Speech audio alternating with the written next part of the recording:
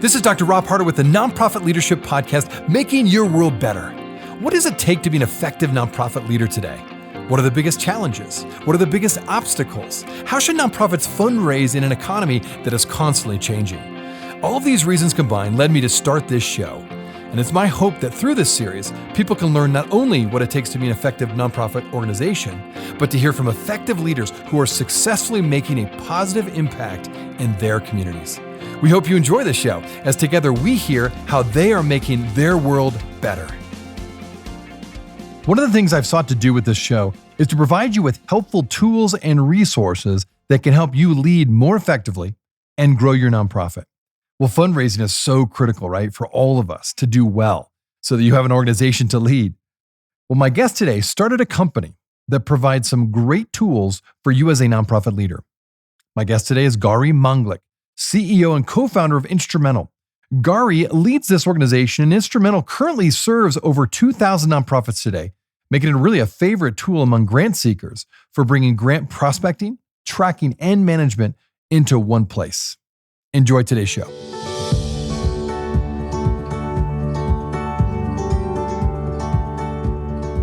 Gauri, it's so good to have you on the show today. You have a lot of experience in fundraising and grant prospecting. And fundraising is the lifeblood of all nonprofits, as you know. So I wanted to start out with that. Why, for so many nonprofits, can they be inefficient with fundraising specifically? And I'd like to know, how can we fix that? How can we as nonprofit leaders who are listening to this podcast better train their staff, measure the impact of their team, and choose the best tools for their nonprofit? Let's start out with that. Sure. Yeah, I think that there is the three ways that I think about inefficiencies. The first is at the largest level. And I think that tends to come from when I see organizations, nonprofit, even for-profit, scale before they have validation of their impact, which makes everything about fundraising harder. If you don't know what story is resonating, if you don't have data or impact to point to, and you haven't built a mindset of learning and iterating to find that sustainable flywheel, if you then are just trying to write a bunch of grants or trying to reach out to a ton of donors without that larger picture figured out, that sustainable model figured out, then that's a huge form of inefficiency. On a per hour basis, you're just spending time without kind of working on the fundamentals of what you need to prove before you're going to be able to be successful with those asks. And then I think another inefficiency comes from the second layer, comes from specifically on the fundraising efforts part, not knowing where to focus your efforts. And so I like to talk about kind of a formula for fundraising, kind of really understanding what are the key levers that grow your revenue. So what's your revenue formula? For example, if you were, have a strong kind of individual giving program, it could be new leads in your CRM times your conversion rate to give times the average amount that they give times the frequency of giving. And that's basically going to determine how much new kind of revenue, new donations you'll be bringing in. And really understanding what part of that lever you want to be focusing on, or not understanding that can be another source of inefficiency. And the third, I think, comes from a lack of systems, talent, and tooling, which also need to be thought of from that larger perspective in terms of building a sustainable organizational flywheel to make sure you can invest in that. But often I see just underinvestment in those things, which makes things overall kind of feel slow and inefficient. And then in terms of measuring impact, I would say that the two things that I would look at is, as much as possible, trying to measure things quantitatively. I think especially in the world of fundraising, you're lucky in that things can really be measured quantitatively. Even if you're not working on raw dollar amounts, maybe you're working on increasing the ask amounts or the conversion rate of something or the frequency of giving. Those are all measurable. And I think that it's important to use that as the North Star to understand how impactful your efforts. And then the other thing to look at is your efficiency, right? How expensive is it for you to move a particular lever or to focus on a particular fundraising channel? So if you're able to see your overall costs for a particular channel, let's say events, and then the overall income or the revenue that you're bringing in from that, you can understand that channel relative to other channels and decide on if that's worth your time. Now, all good stuff. I really appreciate that. Now, finding which grant funders will be the best fit for your organization can be daunting, at times. And there's no doubt that we're in this big data age, as you've mentioned many times. And because of that, it's more important than ever, perhaps, to leverage any and all quantitative insights that you can find around the funders that you're hoping to get funding from, particularly when you're applying. So what's the best way to go about that? Who are the best nonprofits, or maybe what are the characteristics of nonprofits that are doing this better than others? Yeah. So I think the first thing you need to do is like basically have a system to help give you insights. So you don't have to do the analysis and like the grunt work yourself, which will just make you, super inefficient if you're doing that. And you want to have everything in one place. So all of the information in one place. If you're approaching funders or grants and you don't have a sense for who they funded in the past, what those dollar amounts were, how their trends are changing over time, and importantly, how open they are to new grantees versus repeat grantees, then relative to other organizations that are pursuing that funder or grant, you're at a huge disadvantage. So it's really important to have those types of insights so that you can use that to inform your process. That's like the big data age. It's kind of like you can't afford to not have that data because many organizations do, and you don't want to be relatively kind of underserved in that way. And then in terms of what nonprofits are doing that kind of overall do grant fundraising well, I would say there's 4 main things that come to mind. The first is that they realize that grants are not that different often from major donors, in that there can be a huge advantage to making contact and building relationships and really nurturing those relationships over time. Sometimes you can't do that. Sometimes the funder really doesn't want to do that, or some types of funders are not going to be open to that. But where possible, that's an important thing to realize. The second is making sure that they're grant ready as an organization. So making sure that you actually have programs that have some sort of track record, the organization has a track record, and you're able to clearly state with confidence kind of how you're going to be able to deliver on certain outcomes with the money that you're requesting. The third is being at a place where you can actually take in feedback and use that to inform your process. I feel like that's an overlooked part where, sometimes folks will get started with the grants and they'll write a bunch, they won't win any, and then they'll kind of stop. And one, they may not have made sure that they're grant ready, which is obviously the first place to start. But second, there's a learning here. And if you don't give yourself the time to incorporate that feedback and experiment, you could be just a couple months away from being able to really unlock that channel. And then the fourth thing that I feel like is easy to say but hard to do is really to focus on the funder's perspective, to actually empathize with the funder, to read between the lines, try to figure out what they care about. It's all good. It's good to create proposals that you can reuse and have materials that you can reuse, but you want the funder to read this and think this is a no-brainer. And so that's actually on you to kind of figure out how to make that happen by really understanding what the funder really cares about, looking at their past grantees and looking at, articles that the funder might be putting out, and really trying to speak their language.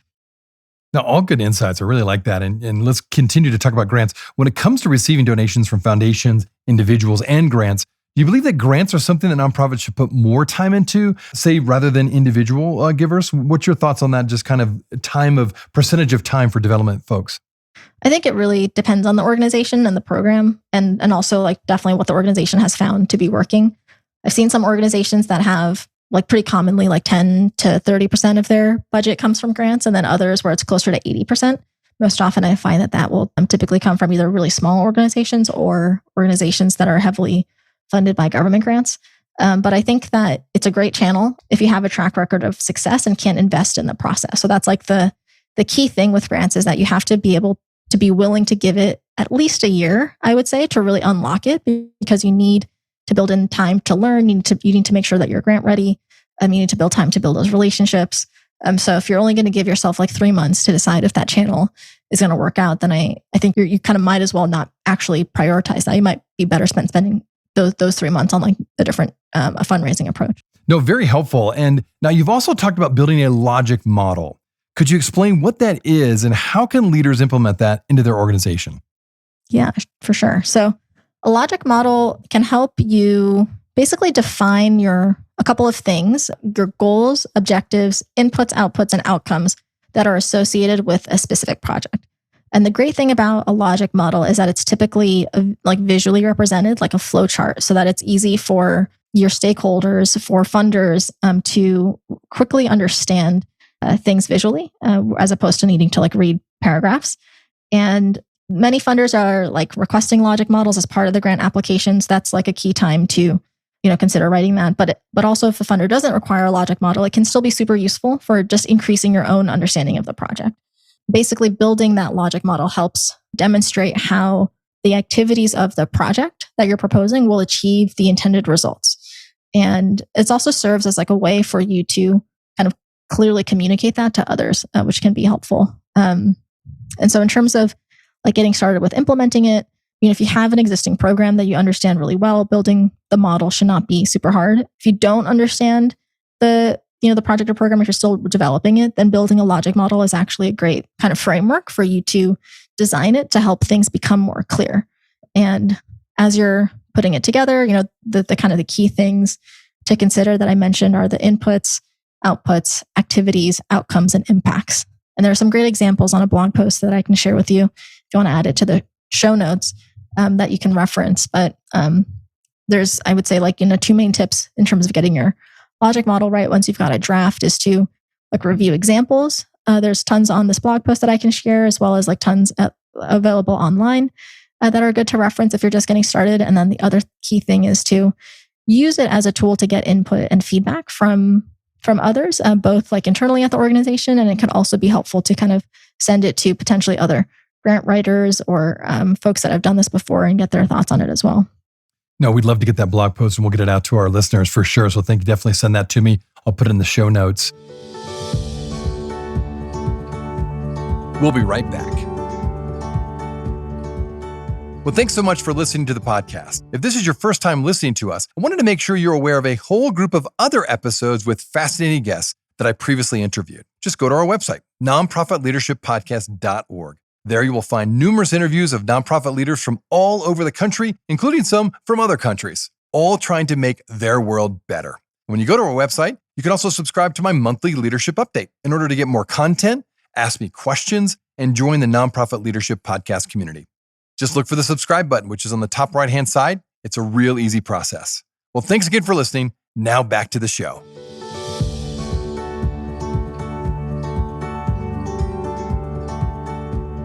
Now, I know you work with hundreds, sounds like maybe thousands of nonprofits and leaders, throughout the year. I'm sure you've seen some nonprofits who have an abundance mentality and those who have a scarcity mentality. From your research, what's the difference about nonprofits that are stuck kind of working with that scarcity mindset versus an abundance mindset? Could you explain the difference, first of all, for those maybe who are not familiar with that comparison? And then number two, what have you discovered so far between those two different approaches? Sure, yeah. It's pretty easy to understand the difference, I think, at an abstract level. Like abundance mindset, it's kind of what it sounds like. You feel like you have more options, more choices, more resources, like plenty of resources for everyone to go around. And scarcity mindset is really where you feel like you're coming from a lack of options, of choices, and there's not enough resources to go around. You kind of feel threatened. And I think that this definitely comes up in the nonprofit space. I think there are like structural reasons why this is very common in the nonprofit space, just in terms of how the whole system is designed. It's not just like something, I like to kind of give this disclaimer when talking about it, that it's kind of like the discussion on leaning in that people have around like women in the workplace. Like, yes, like women should like take advantage of the opportunities that are in front of them, but you can't have that conversation without kind of also having the broader discussion of like why we need to have this conversation in the first place.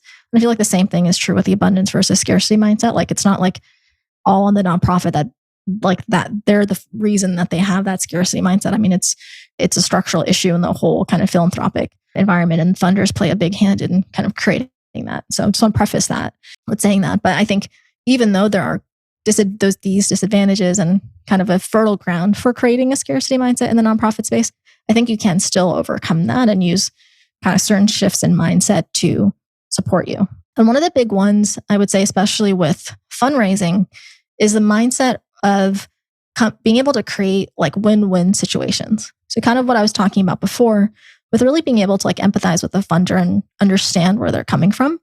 Instead of this idea of like convincing a funder or kind of like begging a funder to like donate into like your next big thing, I think the most important thing is to come from a place of strength where you have already convinced yourself that this is something that, this particular funder, this particular donor should be spending their time and money on. And to convince yourself that's not trivial. You need to do a lot of work. You need to make sure your program is having an impact. You want to make sure that you're seeing kind of an initial traction. You want to make sure that you kind of are setting yourself out. You have like a true kind of unique insight in terms of the community, in terms of the service offerings that you have. And if you don't have these things, you may not actually be convinced. And so that's what I was kind of saying before in terms of kind of a lot of things that get in the way of kind of inefficiencies is just kind of not having that kind of broader sustainability story figured out. And I think that also comes into play with this abundance mindset and really getting to this place first where you can come from that position of strength, but you can go to the funder and you can come from a place of, feeling like 100% confident that this funder is going to be able to meet their objectives by funding your organization. So it really sounds like you're talking about a win-win scenario in your mind, and then also going to the funder and saying that this person will actually wants to give to your nonprofit. Is that kind of where you're coming from, that you come at it with this confidence? Yeah. And if you think about it, there's like hundreds of billions of dollars given it like in philanthropic dollars each year. And like one way to look at it is that it's like charitable and it's altruistic. And like that's true. Of course it is. But another way to look at it is that these funders and donors, they have like true problems that they're trying to solve. Otherwise they wouldn't part with their money. There's certain like outcomes that they want to see in the world, and they're not working on them like directly, or they may not be working on them kind of hands-on. And they're looking for partners, for stewards to be able to create that impact. They're trying, that's like a lot of money. There's clearly a problem that's being trying to solve. And if you want to be kind of the organization that's solving that problem, I think it's helpful to kind of come from that mindset. Excellent. No, very helpful. Well, okay, aside from having a clear and compelling mission, the talent an organization attracts and retains are absolutely critical to the success of that nonprofit. So what have you observed on that one? Because I know you've done some work with nonprofits in that regard. What about the nonprofits that are succeeding in fundraising the most? What makes them different in how they manage their people specifically? Yeah, I think there's a couple things. I think the obvious one to me, or like the first one that comes to mind, is compensation. I think like the nonprofit sector has an advantage in that they can really focus on the mission, and they can have really mission-oriented folks join their organization and really be thinking about the success of the organization as a whole, which is great. But I think you can't push that too far, right? Like there has to be some sort of sustainable compensation strategy from the beginning that has to be like baked into your organizational kind of plan. Like if you don't see a path forward where that's possible, then that's like a huge problem, and you kind of need to rethink your overall model. I have a startup, and in the early days, like it's not like we were paying like market salary. So I think there's like obviously like a grace period when you are getting things off the ground, and people are also willing to take less payment at that time. But there has to be kind of like an eye to a way to get to a more sustainable model. And then I think there's a couple of other things just on the kind of mindset. Like I think there's a lot of turnover in the nonprofit space, and I think sometimes leaders can feel like that's unavoidable. And I would kind of challenge that to really see if you can be an example of a different kind of organization that has really great retention, and what would it take for you to have that. It's not going to be easy. You'd have to figure out how to like help people grow in their careers, and how to help coach them, how to help them grow their skills, be open to their feedback. And all those things are not easy when you have a million other things to work on, especially if you're a small organization. But I think it's worth trying to understand the like real cost of losing good talent, because it's more expensive than just, just the time, I guess, it takes to find that next person. So would you say even to the point where it's more expensive to have high turnover than just to continue to keep people, in place as long as possible? In other words, it really can be a problem down the road for your organization. If you can't keep people, you can't retain people, you don't attract them with the right salary or the right environment. In the long run, you're really hurting your nonprofit. Yeah, absolutely. I think there's also in years like 2, 3, 4, when you get folks that have been in your organization that are high performers, that have that institutional knowledge, like they're going to be able to create such greater impact than somebody who's just joined, been here for 6 months. Oh, absolutely. Do you feel like, we've had lots of conversations with people on the show. I've had lots of conversations with fellow nonprofit leaders. This is a challenge. And I think even more so now with the job market the way it is, it seems like all the pressures of needing to bump people's pay up, whether it be salary or hourly pay. Have you found that to be the case? Do you feel like this is maybe an acute crisis even in the nonprofit world to really make sure we're being competitive with our salaries and our recruitment efforts? Oh yeah, for sure. I think that's across the board. And I think that, I would imagine that the pinch is being felt pretty acutely in the nonprofit sector just based on, just like the foundation and the kind of compensation philosophy of a lot of organizations. And yeah, I think then, to kind of be competitive, I would again go back to your overall kind of flywheel as an organization and make sure that you're really building in like sustainability and growth so that you can have this flywheel of being able to invest in great talent and having that kind of build into, being able to show success in your programs and being able to show impact and obviously being able to like hire fundraising folks. That's very helpful. And I think one last question along these lines, it's always a bit of a challenge with maybe donors and or board members that are hesitant to pay market rate because they think, well, for some reason there's a mentality out there. I think we're getting past that, but it's still there with some that they just feel like we shouldn't pay market rate for nonprofit leaders, that everyone should understand, hey, this is a charity, this is a nonprofit, therefore you're not going to get the same pay as you get in a for-profit. I know that mentality is changing with a lot of leaders and a lot of authors and people that are in this field, but there's still I don't think that's across the board. What have you found when it comes to that mentality of maybe not paying people as much as they really should be paid in order to save money for the nonprofit? Yeah, I mean, that's a really frustrating challenge that I know nonprofit leaders deal with. I think that from a mindset perspective, like one thing that I've always found to be really helpful in terms of like just a question that provokes a different perspective here is like why do we want, like, let's say a person that works at an organization that's having really high impact in the world to not be compensated well, but we want folks that are potentially at like really damaging companies to be compensated well. Like, why have we created a system where we feel like that's how we want to reward people in our economy? Yeah. And then the other thing that I would say is that, I think there's a way to balance the conversation, which if the conversation is like, well, we shouldn't pay people market rates, then it's like, okay, well then what's the cost of that? Okay, the cost of that is that we might not be able to do all the things we want to do. We might not be able to, because we're not going to have the best talent, or we're not going to have the talent we want. So then what are you willing to sacrifice as a board member or as a leader? Because something's going to give, right? You can't have not the best people, but then also have like the highest of expectations. Oh, I like that. That's good. Well, Gauri, this has been a fascinating conversation. How can people find out a little bit more about you and also find out more about Instrumentl? Sure. Yeah. Well, you can find us at www.instrumentl.com. It's instrument and then the letter L.com. And we do have a special link and promo code that we can add to the show notes if folks are interested. So if you go to the website, you'll see that there's a 14-day free trial where you can try us out completely for free. Worst case scenario, you might kind of come away with some opportunities that might be a fit for you. Best case scenario, you'd like to move forward with the subscription, and then you have kind of this promo code that we're sharing with you all here today.